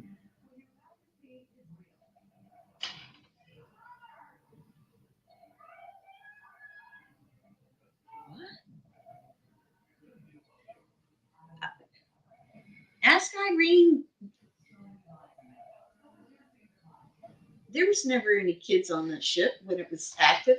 No. With its, But we did hear. All of us heard something coming out of one of the speakers one night, and there was no radio. Well, actually, it wasn't coming out of the speakers. It was an air duct. Yeah. Okay. And we all heard it. And Jane said, "Don't say anything. Just listen to it and we'll try to record it, and then you can tell me what song it is." Okay. All at once, everybody say it at one time. You know. And it was In the Mood. Oh wow. Yeah. So, but it didn't record. Not one of us got the recording of the song. It didn't record. That's crazy. Yeah. It's like if you hear a voice, it doesn't record, and then you don't hear anything, and there's conversation on your thing. Hey, well, I don't know, Irene. I don't know. They have Boy Scouts on there all the time, but I don't know. Oh, hold on for a minute.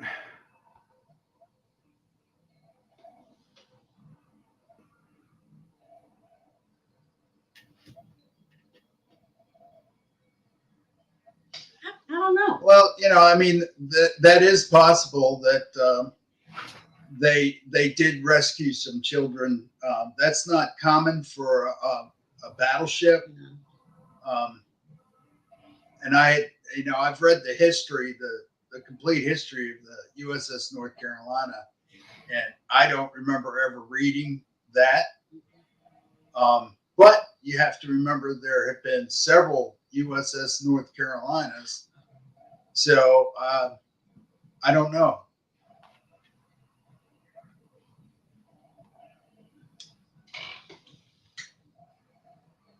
Oh, you did? Wow. When did you go there? Irene, when did you go? Wish I could talk to her. Yeah. Have to talk online somehow. And yeah, compare notes. That's interesting. Yeah, I mean, I don't know about that. I never heard that. I've never read it, but I don't know everything. That's for sure. Just most of it. No. Yeah, I'm pretty sure. There's so much stuff out there, man, and I'm pretty sure they didn't put everything into the history books. Probably not. On what that ship did, or so you really, if they did, they did. I mean, I'm pretty sure they probably had some kind of salvage, not salvage, but some kind of rescue thing That may have been post-war. Who knows? Look, that it went back to Jersey, and then. Oh wow! Wow. When was that, Irene?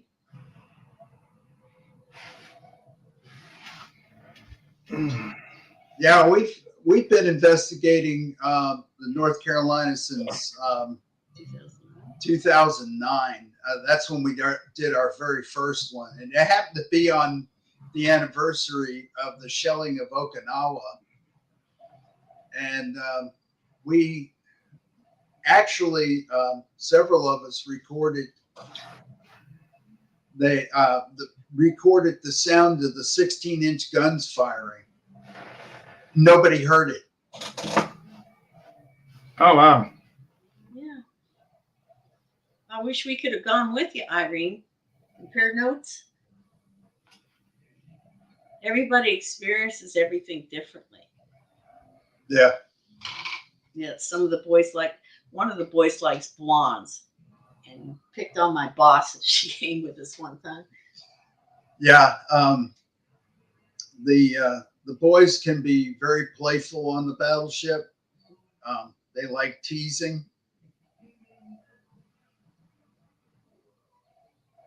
Wow. Interesting. Yeah. Did you get any names? But the boys on the battleship like to play jokes on me. Mm-hmm.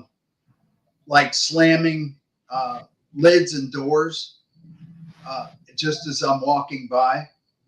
See how high They must get a real laugh out of seeing how high I can jump. Yeah. We do love those guys. Yeah. Yeah, we're going back in October. The place where they held missiles and bombs caught fire. It must have been a what is that thing? I forgot the. Hold on.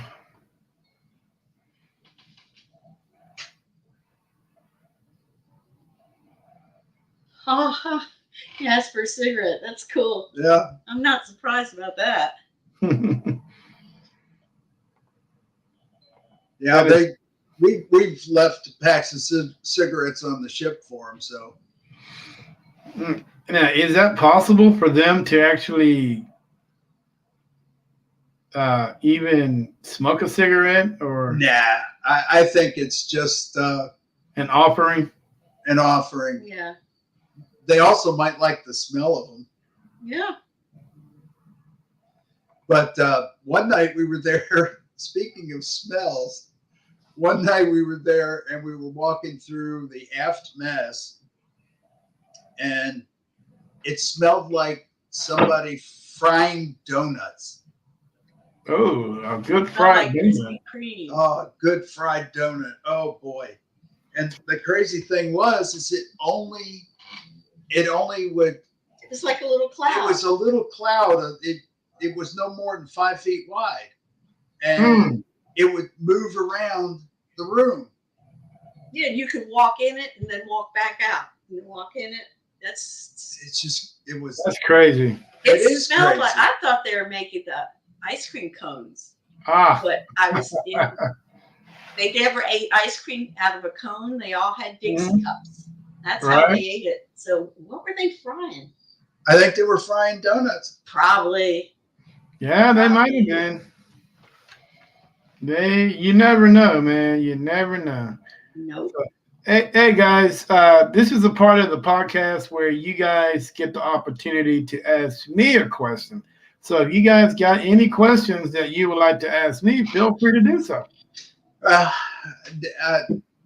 What was your favorite place to investigate? My favorite, you know what? I have, to be honest with you guys, a lot of people think this is hogwash, that's nobody there. But my favorite place to investigate has always been cemeteries. Yeah, we really don't do that. It's too hard with the traffic. Yeah. Most of the cemeteries around here are within the city limits, and they're usually very noisy. Mm-hmm. And you can't go at night. In the evening. Most of the cemeteries, lock their gates here at night. Privately owned cemeteries. Most of the cemeteries here in Texas they're state funded. Anytime you use that word state funded, that means it's getting money from the people. Oh. So they can't lock gates because anytime you get money from the public, or if it's publicly funded, they can't lock the gates. Wow. And so yeah. Anytime the government gives money from anything, if it's privately owned, they can lock it. But if it's getting money from the public, or if it's public funded, it's just like a state building. You can go in the state building and pretty much do whatever you want because it's publicly funded. Wow. You know what I'm saying? Yeah. So anything that we investigate, like me, I love cemeteries. They're always open. You know what I'm saying? I'm not saying that a cop's not going to be there, but they're always. Well, they'd arrest us. I'm sorry. I'm dying to know what's the scariest place you've ever been. Oh man, the scariest place ever been is probably a nursing home. No, really? Yes, a nursing home. It was a nursing home, and then they turned it into an art school. And it was pretty weird. And man, we went in that place, and it just gave me the heebie-jeebies, and it really scared me when they started throwing things at us. Wow. And I would ask, I'm like, who is that throwing stuff? And they would say, me. I'm like, okay. Oh wow. You so rude, man. Well, what's up, man? And they would interact with us in a very weird type of way. But it wasn't nothing, really too crazy. But and then we went back to the same location, and we had another team with us, and Justin, one of our team members, and Justin volunteered to take the team in there just to do a quick investigation, a quick look around, not really to investigate because we had somewhere else to go. Comes to find out, now this is the crazy part, guys. A little 3-foot woman stepped out of the shadows. Scared the hell out of everybody that was in there because, number one, they didn't see her come up because it's so dark in there. And nobody even bothered to, tap her to make sure that your hand don't go through her, and so they started asking questions to her. It's like, have you seen any spirits in here? Of course, a spirit is going to say no. Yeah. So, but the craziest part is one of the camera guys said they could not see her legs from the from the knees down. So yeah. That's common. That make you want to say, Mm-hmm. And she just faded. And man, as clearly as she faded into as soon as she faded out from the darkness, she faded back into the darkness. Wow. And I'm like, whoa. But the thing is, me and another partner of mine were thinking about going around to the other end and scare the hell out of them. But but luckily, I didn't have to do that because somebody else did it. Because the minute they saw that, they walked straight out of there. Yeah, we've seen some crazy stuff, but nothing like that. We saw a guy in a Johnny gown. Oh, we got that on video. Yeah. Doug was trying out his new head cam and says, "This is for my new head cam." We were at Trans-Allegheny Lunatic Asylum. And one of the girls called or wrote back, says, "You need to check that out a little bit closer." And Doug slowed it down, and you see this little man in a Johnny gown, a hospital gown. He kind of comes out from the shadows, stands there for a minute, and then walks right back. And it only lasted, what, a second? 1 second. Boy, it's something about that. It's something about those shadows, man. People walk into and walk right out of. Yeah. Hey, I'm going to be very honest with you guys. Me, the way that I am, and the girl was only, from what I was told, she couldn't have been no more than 4 feet tall. But if she ever walked up, if I was in, I didn't get that. Could you try again? Oh, hush! If she would have walked up on me like that, you can imagine what was going to happen to her. I mean, first of all, I don't like being scared. Second of all, if she would have walked up on me and my back was facing towards her and I would have seen her around, oh man, I think she would have caught an overhand right. I'm just saying, man, because if she was really a human, yeah, that wouldn't be smart. Humans usually have feet. Yeah. And you know what? And the way that place was set up, you can actually hear somebody walking because there's so many things on the ground. You'll be able to hear like broken pieces of light bulbs or something that creaks. Mm-hmm. But no, she just faded on in, answer the question, and just faded on out. But if she was if I was there, she would have faded on out with a busted lip.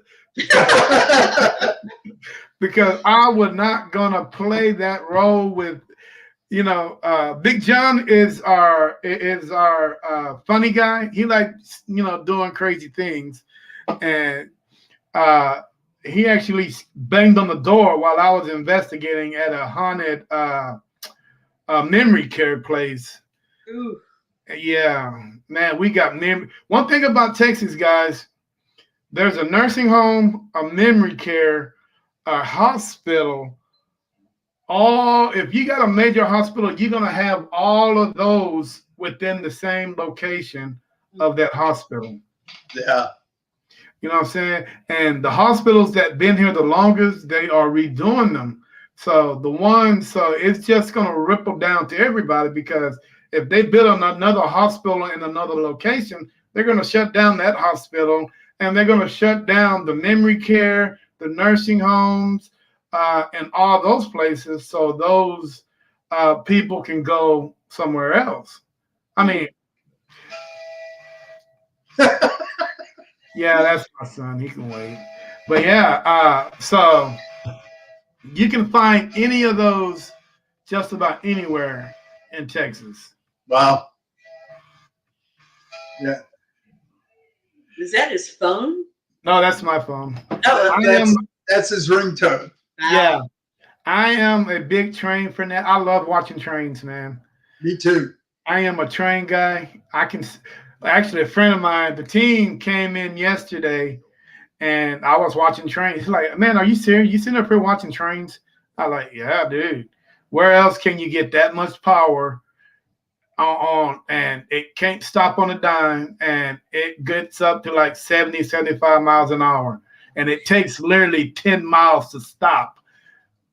With that much power, man, that can destroy anything at any time and just keep going. You got to have respect for it, and I got a lot of respect for that."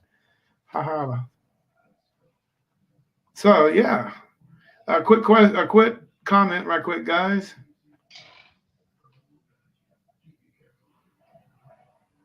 Oh, that's great. Yeah, the hospital that I trained in New York had the funeral home right next to it, and the nursing home and everything else. Yeah. So you see how the trend, no matter where you at, you will always find the different levels of hospital care.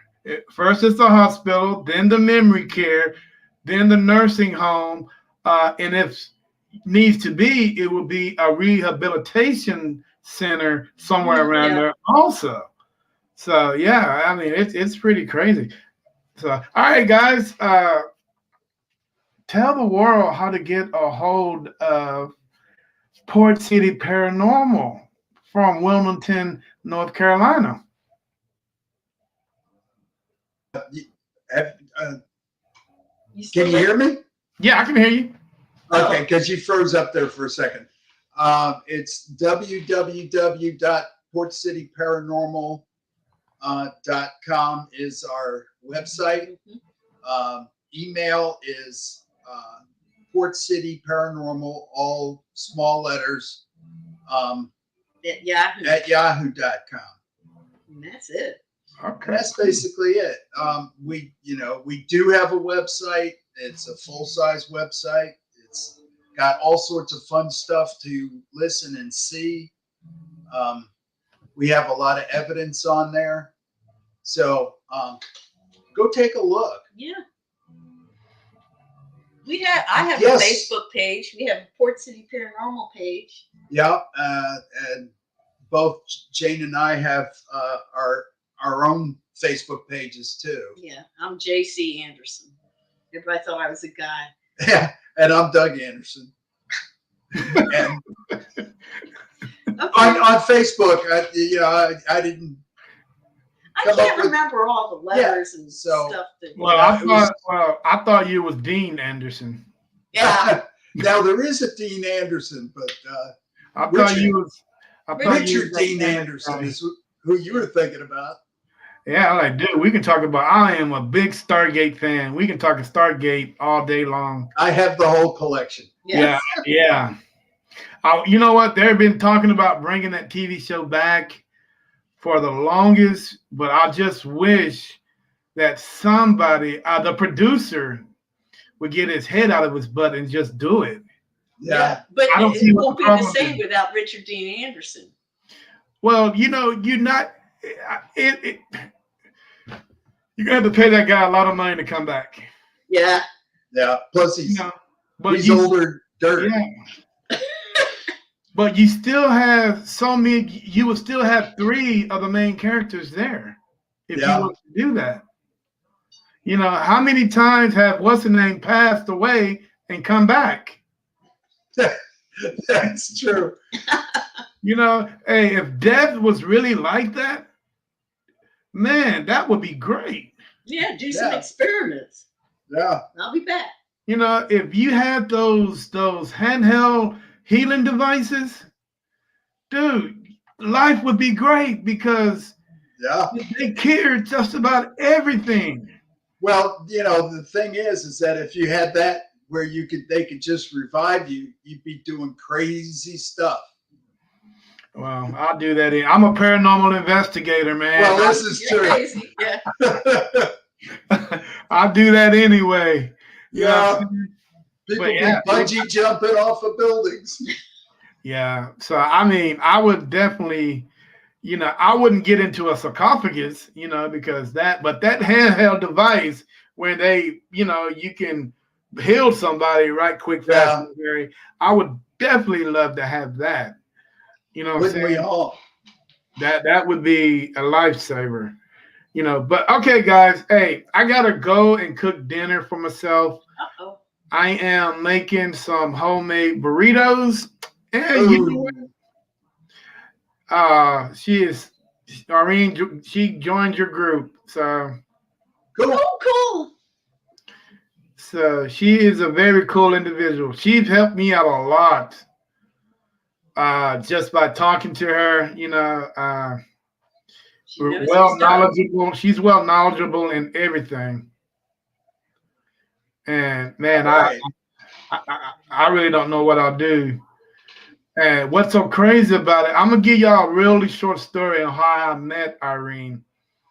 Irene came on my podcast literally a month before my wife passed away. I met Irene in April. No, no, no. I met Irene in February. My wife passed away in March. And I didn't, oh man, it was pretty crazy. And, and we've been friends ever since, and she's able to communicate with spirits. She's very in tune with herself. I did say, no. Now we will see. We're about to argue right now. uh, yeah, I did. No, you came on and she's right. You're wrong. Well, don't argue with a woman. I'm not even gonna try. I should have learned that from my wife. You'll never get it right. Just let it go. Exactly. But anyway, man, she has helped me out through so much, with the kids, with my sons. She's well knowledgeable in what she does.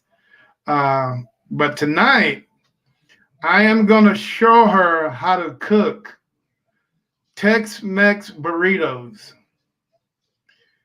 So that's what I'm gonna show her tonight, how to make Tex-Mex burritos. I was supposed to did it last night, but I had an investigation. But I am gonna do it tonight. But anyway, guys, it has been a pleasure talking to you. I really appreciate you guys answering my call when I called you guys to come on the show. I really appreciate it. Hey, keep doing what you guys are doing, man. People say that para-unity doesn't exist, but I'm here to say otherwise. It does. It's up to you if you believe in it. Some people don't. Some people do. I'm a big believer in doing so. Yep.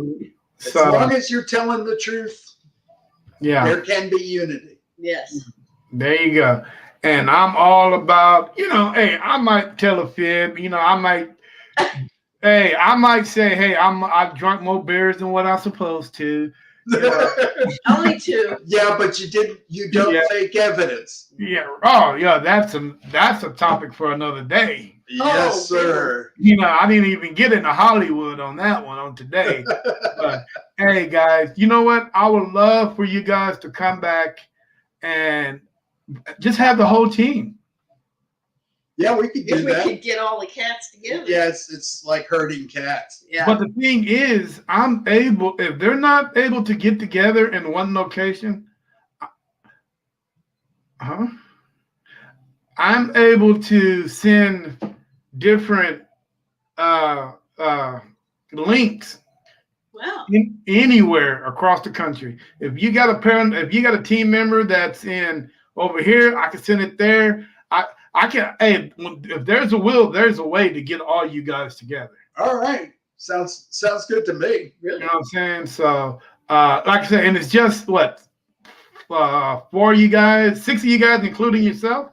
Yeah. And Tara. Yeah. Right. So yeah, I can definitely do that. That's no problem. That'd be crowded. So. We'd all be talking at the same time. Really? Yeah, I mean, but you know what? You'd be surprised how much you can learn from a group of paranormal investigators. And and that's what I like about this, this podcast that I do, is because I'm able to learn from so many different people that enjoys doing the same thing that I like to do. Yep. Everybody's investigation methods are different. Some people use this. Some people use this, but some people rather use the scientific method. They rather, do the cat balls and all that stuff. But I like to use this, and I like to use both because science and spirituality. Yeah. But guys, it's been a pleasure. Doug, Jane, it's time for you to go cook dinner. This is way past dinner time for us. Oh wow. Well, yeah, it's 9 o'clock here. Man, that tells you how much time flies by. So Really, hey, it's been anyway, fun. yeah. Hey, let's do this again, guys. Okay. Let's keep in touch. I would love to have you guys back on with the team, so I can get their whole expert, their whole, uh, who is this?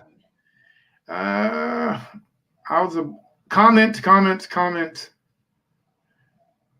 But anyway, I would like to get the feel of the whole team Sure. as one. So we can. Oh well, Irene, it's morning in Japan right now, so she's 18 hours ahead of us. So it might be dark here, but it's morning over there. So, Good morning. Good morning. yeah. So, and that's the problem that I have because when I get off of work and we want to talk, it'd be 1 a.m. here, but it'd be like 10 a.m. or 11 a.m. over there. So, but anyway, guys, it's been a pleasure. Let's Thanks do it for having again. us. Yes, ma'am. Doug, stay out of trouble. She keeps me out of trouble. Stay out of trouble, man. And you guys got any information? If you guys ever put something on social media, hey, feel free to tag me in it, dude. I would love to check it out. Very cool. All right. You know what I'm saying? I know where you can get classes all the time. Yeah, there you go. I love learning. I'm constantly learning, man. I'm constantly learning. But with enough said, guys, hey, you guys enjoy the rest of your weekend.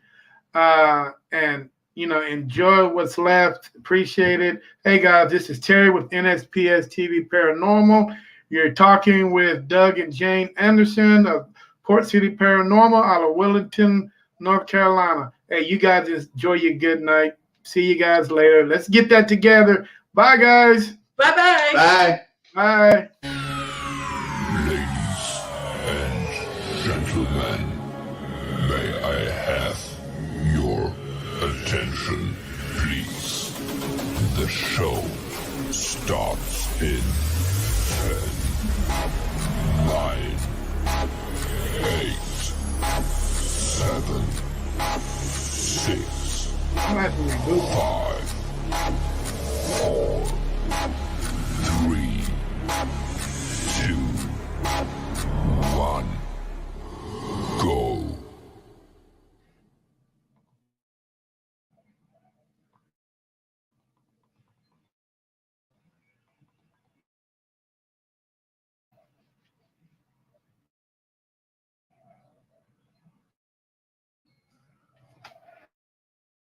Now, pros.